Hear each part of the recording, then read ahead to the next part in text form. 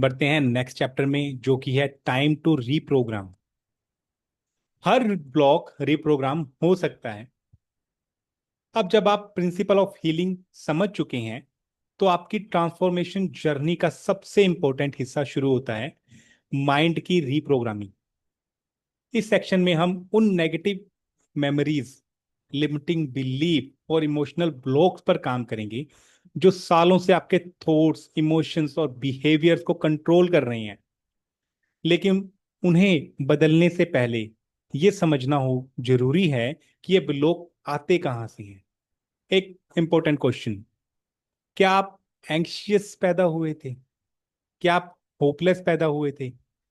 क्या आप low confidence या फियर ऑफ फेलियर के साथ पैदा हुए थे? जवाब है नहीं।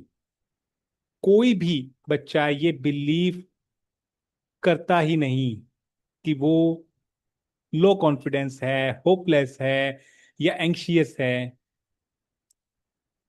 मैं गुड इनफ नहीं हूं, पैसा कमाना मुश्किल है, लोगों पर ट्रस्ट नहीं कर सकते, रिलेशनशिप हमेशा दर्द में खत्म होते हैं, सक्सेस मेरे लिए बनी ही नहीं। ये बिलीफ टाइम के साथ सीखी गई हैं। आपका बचपन, teenage years, workplace, relationship, failure, disappointment, हर सिग्निफिकेंट इमोशनल एक्सपीरियंसेस ने धीरे धीरे शेप किया है आप खुद को और दुनिया को कैसे देखते हैं। टाइम के साथ इन एक्सपीरियंसेस ने बिलीफ सिस्टम बना दिए हैं। लोग सेल्फिश होते हैं, मैन वुमेन पर ट्रस्ट नहीं करते, मेरी फैमिली मुझे सपोर्ट नहीं करती, ऑफिस पॉलिटिक्स हर जगह है, मैं हमेशा फेल होता हूं, मैं लकी नहीं हूं। और ये बिलीफ इवेंचुअली आपकी रियलिटी बन गए हैं, क्योंकि इन्होंने आपके बिहेवियर, आपके डिसीजन, आपके इमोशनल रिस्पॉन्स को इन्फ्लुएंस कर दिया है। यहीं से इमोशन ब्लॉक शुरू होते हैं। और गुड न्यूज है, जो चीजें सीखी गई हैं वो अनलर्न भी की जा सकती हैं। यही एग्जैक्टली रिप्रोग्रामिंग है। ब्रेन की पहली प्रायोरिटी को समझिए। ब्लॉक क्यों डेवलप होती हैं, ये समझने के लिए पहले समझना होगा कि ब्रेन काम कैसे करता है। आपके ब्रेन की एक प्राइमरी रिस्पॉन्सिबिलिटी है सर्वाइवल। वो आपको सक्सेसफुल बनाने के लिए डिजाइन नहीं हुआ, वेल्दी बनाने के लिए डिजाइन नहीं हुआ, आपको आपके हाईएस्ट पोटेंशियल तक पहुंचाने के लिए डिजाइन नहीं हुआ है। उसका पहला काम सिर्फ आपको जिंदा रखना है। सर्वाइवल पहला, ग्रोथ बाद में। ब्रेन ऐसे सोचता है, पहले सरवाइव करो। जब सर्वाइवल सिक्योर फील होता है तो कहता है अब सेफ रहो। नोटिस कीजिए इस लिस्ट में क्या मिसिंग है। ग्रोथ। ग्रोथ ब्रेन की डिफॉल्ट प्रायोरिटी है या नहीं? इसलिए ग्रोथ हमेशा अनकंफर्टेबल फील होती है। ग्रोथ मुश्किल क्यों लगती है? जिम ज्वाइन करने के बाद में सोचिए, ब्रेन तुरंत बोलता है बॉडी पेन होगा, कल से करेंगे, इतना हार्ड वर्क क्यों करना है। ब्रेन ग्रोथ की जगह कंफर्ट चूज करता है। बिजनेस में भी यही होता है। बहुत लोग बिजनेस स्टार्ट करने का सपना देखते हैं, लेकिन तुरंत एक दूसरी आवाज आ जाती है, what if I am fail, what if I loss all of my saving, what if people laugh on me. एक चीज नोटिस कीजिए, इन फियर्स में से एक भी फैक्ट है क्या? ये सिर्फ और सिर्फ पॉसिबिलिटीज हैं। ब्रेन आपको अनसर्टिनिटी से प्रोटेक्ट करने की कोशिश कर रहा है, बस, नथिंग एल्स। ब्रेन दो चीजों से नफरत करता है। लगभग हर इमोशनल ब्लॉक इन दो चीजों तक ट्रेस कर सकती है जो ब्रेन को पसंद नहीं है: negative experiences and uncertainty. Number one, negative experiences. Brain को पसंद नहीं है rejection, failure, embarrassment, shame, criticism, emotional pain और फिजिकल डिस्कम्फर्ट। अगर किसी चीज ने एक बार दर्द दे दिया तो ब्रेन उसे याद रखता है, उसका गोल बन जाता है, ये दोबारा कभी नहीं होने देगा। अनसर्टिनिटी, ब्रेन को अनसर्टिनिटी भी पसंद नहीं है। अगर आउटकम अननोन है तो ब्रेन डेंजर एज्यूम कर लेता है।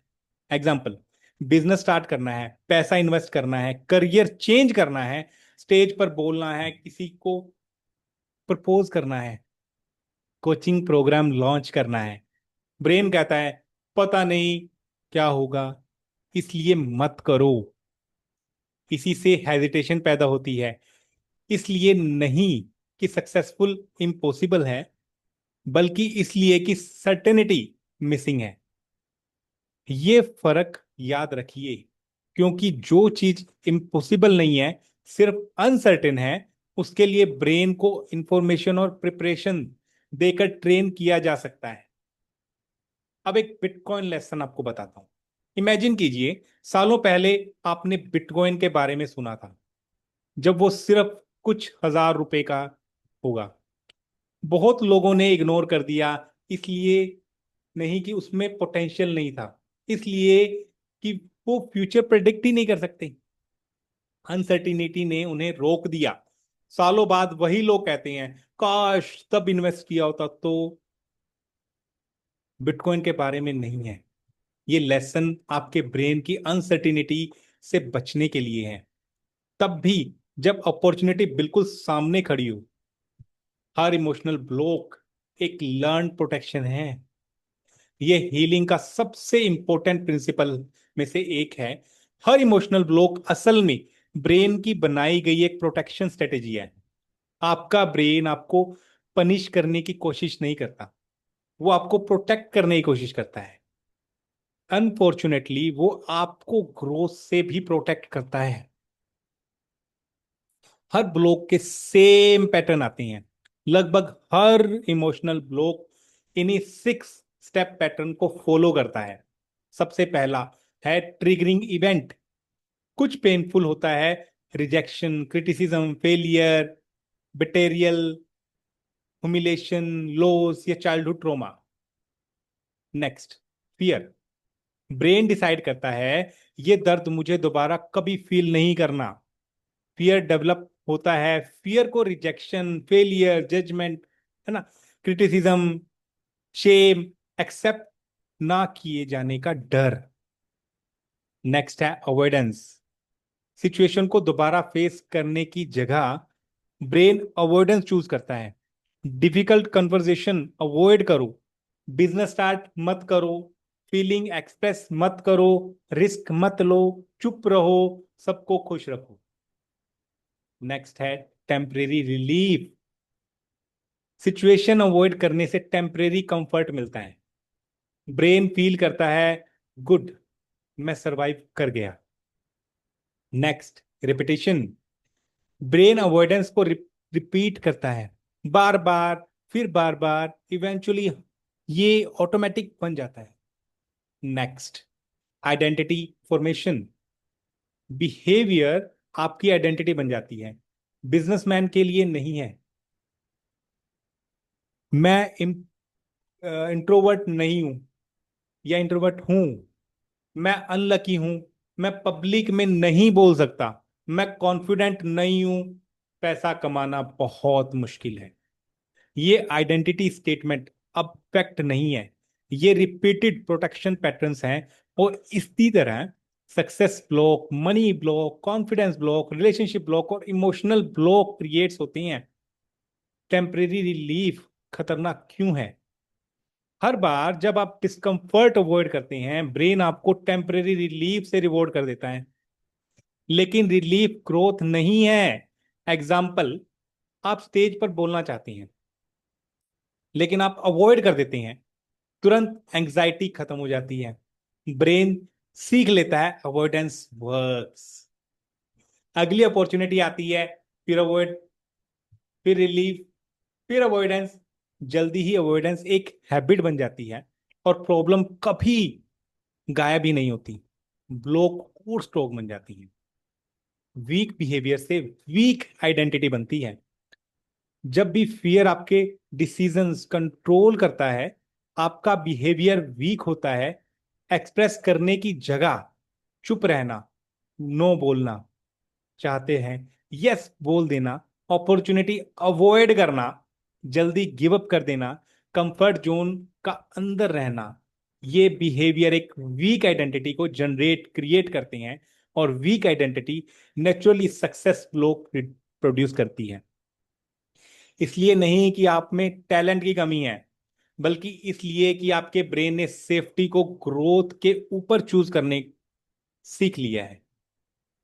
नेक्स्ट, अवॉइडेंस एक हिडन कॉस्ट देता है। जो अपॉर्चुनिटी आप आज अवॉइड करते हैं वो कल आपका रिग्रेट बन जाती है। बहुत लोग इसलिए स्टक हैं क्योंकि वो कभी पहला स्टेप लेते ही नहीं, वो अनसर्टिनिटी में रहते हैं, परफेक्ट टाइमिंग का वेट करते हैं, तब तक वेट करते हैं जब तक कि फियर गायब ना हो जाए। लेकिन फियर एक्शन से पहले शायद ही कभी गायब होता है। एक्शन ही वो चीज है जो फियर को वीक करती है। चलिए इस लेसन को ध्यान से सुनेंगे और अब बढ़ते हैं नेक्स्ट चैप्टर की तरफ। Thank you so much.